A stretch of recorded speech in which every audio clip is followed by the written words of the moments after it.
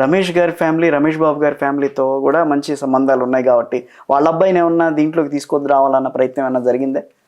హీరోగా గారి అబ్బాయి జయకృష్ణని అతను వస్తున్నాడు, నెక్స్ట్ వస్తున్నట్టు కదా, 2-3 సినిమాలు వస్తాయి అని డిస్కషన్ జరుగుతున్నాయి, ఏదో ఒకటి స్టార్ట్ అవుతుంది. ఆల్రెడీ సుధీర్ బాబు గారు ఆల్రెడీ ఉన్నారు యాక్టర్ గా, ఒక పిక్చర్ రాబోతోంది. అవును. సో అందరినీ మాట్లాడుతున్నా కానీ నేను మీ బాబు గురించి మాట్లాడాలంటే నేను అదే, అందరూ వచ్చారు మీరు ఎందుకు మీ అబ్బాయిని ఎందుకు ప్రోత్సహించలేదు అన్న మాట అయితే వస్తూ ఉంటుంది.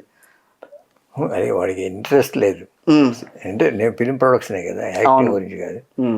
వాడు తీస్తా అంటే వాడు మామూలుగా అందరూ ఫ్రెండ్స్, శంకరాణీలు కానీ, మైత్రి నవీన్ కానీ, మామూలుగా ఆచంట రామ్ గోపి కానీ, కళ్యాణ్ రామ్, రెడ్డి అని వీళ్ళందరూ బాగా క్లోజ్ ఫ్రెండ్షిప్ ఉంది వాడికి. వీళ్ళు పడే బాధలు ఇవన్నీ చూసి నాకు సినిమా వద్దని. కానీ సుధీర్ బాబు గారు మాత్రం సినిమాల్లో మంచిగా రాణిస్తూ వస్తున్నారు. మహేష్ బాబు గారి లాగా ఈక్వల్గా రాకపోయినా కొంచెం ఆయన కూడా ఆ ధోరణి అయితే వెళ్తోంది అక్కడికి. సో ఫ్యామిలీని ఏకతాటి మీద నడిపించటం అనేది ఆదిశేషగిరిరావు గారికి మాత్రమే సాధ్యమైంది అని నేను అంటున్నాను.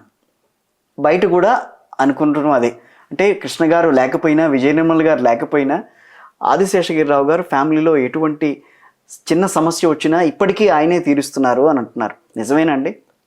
సమస్య కాదు, ఏదైనా అడ్వైస్ కావాలంటే అడుగుతారు, అడ్వైస్ ఇస్తారు. అడ్వైస్ వరకేనా? ఫ్యామిలీ పరంగా ఇంకా ఏ విషయాల్లో కూడా మీరు తలదొచ్చరా?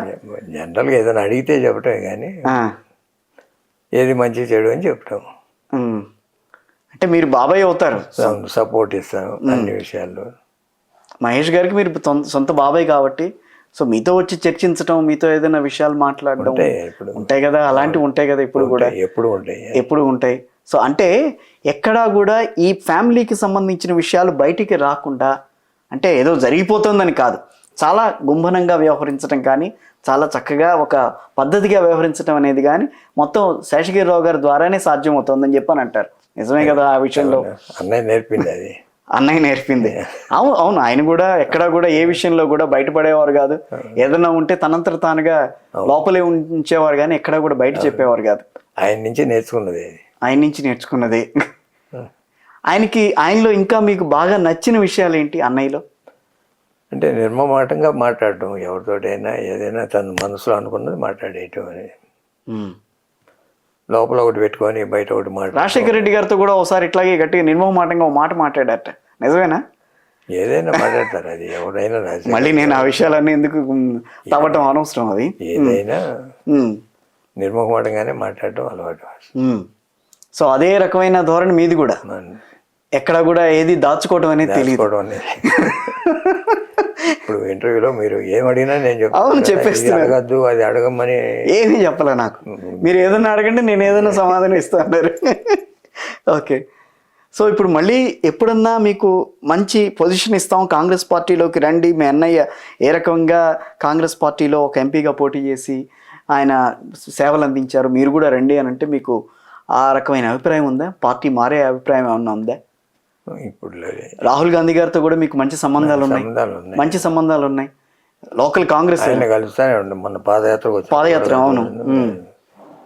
ఇప్పుడు మీరు చూస్తే రాహుల్ గాంధీ మొన్న పార్లమెంట్ స్పీచెస్ చూడండి, అవుట్ స్పోకెన్ గా బాగా మాట్లాడాడు.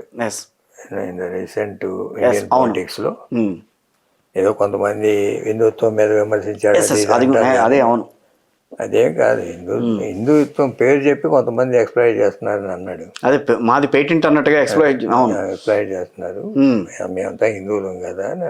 అవును. అంటే దేనికి వస్తున్నానంటే, అట్లా మాట్లాడింది మీరు సోషల్ మీడియాలో మిలియన్స్ ఆఫ్ వ్యూస్ వస్తున్నాయి, అంటే they are liking. By and large Indian public is liking. So he's pitching some.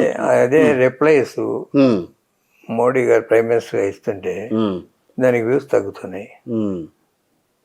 అంటే ఆయన చెప్పిందే చెప్తున్నారు కదా, ఎన్నిసార్లు వింటాము.